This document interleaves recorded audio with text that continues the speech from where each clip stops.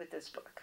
It's such an important message, particularly now at this time in history, to be able to be really clear about what's inside of you and work with it, so that I see this, in what I'm talking about in here, as an inner peace movement.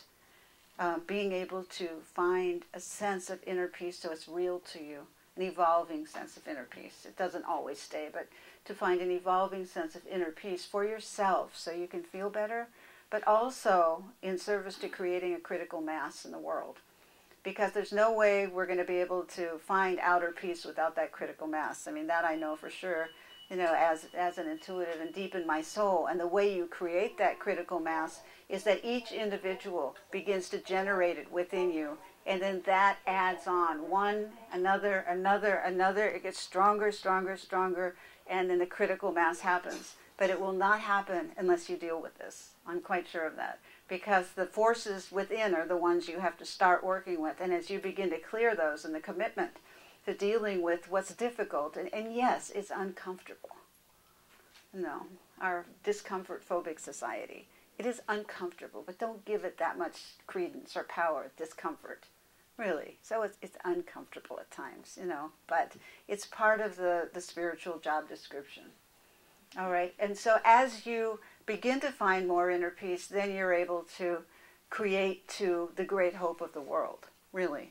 And so I see that as the victory and as the absolute essential activity that we do this now. Because if you don't, we're just fooling ourselves in terms of being able to change things from my point of view. And so on Earth you have yin and yang. You have negative, you have positive, you have balance. All right, but what we want to do is create a tipping point that goes towards goodness. All right, and we can all do that with our inner work and practicing some of these techniques, because you've seen what can happen when it doesn't. All right, do you know what can happen when the tipping point doesn't go in that direction and the other forces grow stronger? All right. George Bush. Bye-bye, right? Yes. The end of an error. Exactly, but it's not really an error. It's a mirror of the forces within you. It's not him. No, it's overthinking. It's them. It's not. It's us. And it's the manifestation that comes from each of us. So, I mean, you might not believe that, but I certainly do. And so that means being accountable for what's inside of you. And everybody has fear. Everybody has anxiety, depression, jealousy and envy to certain degrees, but each one of us has our own things to deal with, all right? And the healers that I trust the most are the ones that are working on all this, that are able to just say, yes, I have a murderous impulse inside of me too, and I want to kill people too. However, I'm not acting on it. It's different. It's different. The problem with unconsciousness is that people act on whatever is within them and have no idea what they're doing and end up destroying the world. All right, if you have a leader who is still working out his or her anger at their parents, then God help us in foreign policy in terms of what's being projected out there.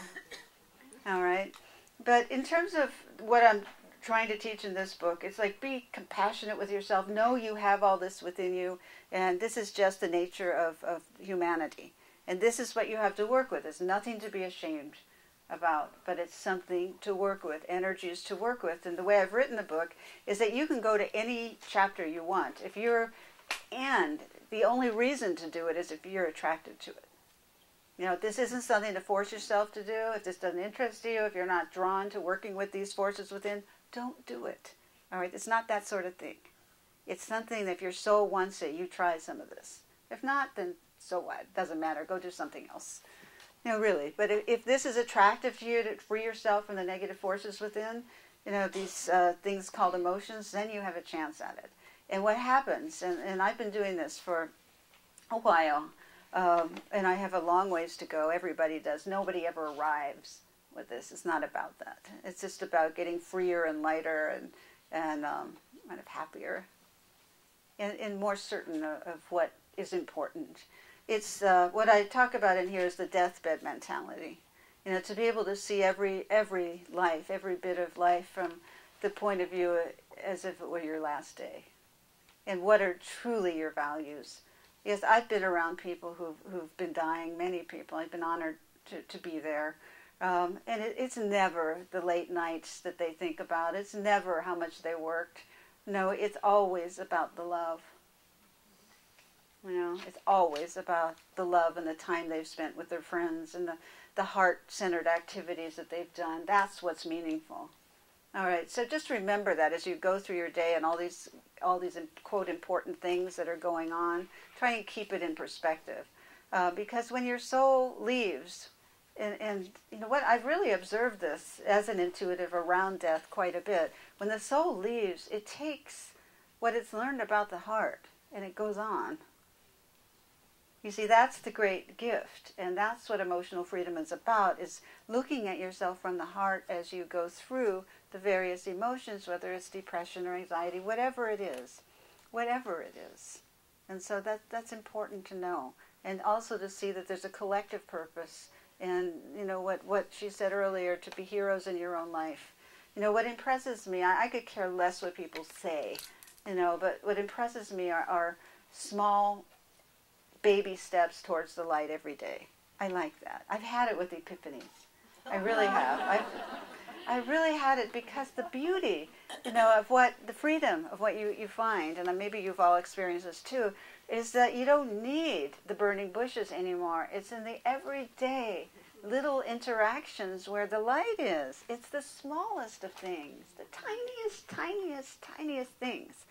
Now, is where the light is. And so you can practice, you know, a lot of these techniques in the mundane world, because I'm a big believer in the mundane world, and that's where you practice, and I really love it. I have a chapter in this book on frustration and patience, how to transform frustration with patience. And I was quite interested in this chapter. The way I wrote the book was that I would allot, you know, maybe 3 months, 4 months per chapter. It took me a long time to write the book.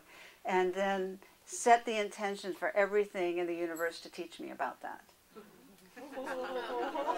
That's how I like it, because I like experience. No, I really like experience. That's part of being alive that I like. So I ask for it. And I get, oh my God, there it comes. But I had everything align itself to teach me about frustration and patience during that time. All right, and part of what I